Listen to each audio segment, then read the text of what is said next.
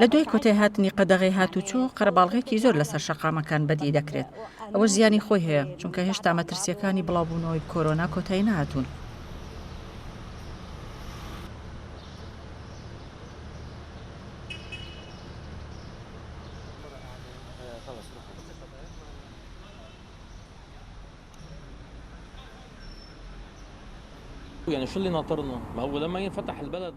حکومت قەدەغەی هاتوچۆ ڕابگەێنێت یاخودنە وڵاتەکەی ئێمە هەر بەدەست کێشە و قەیرانی ئابووریەوە دەناڵێنێت.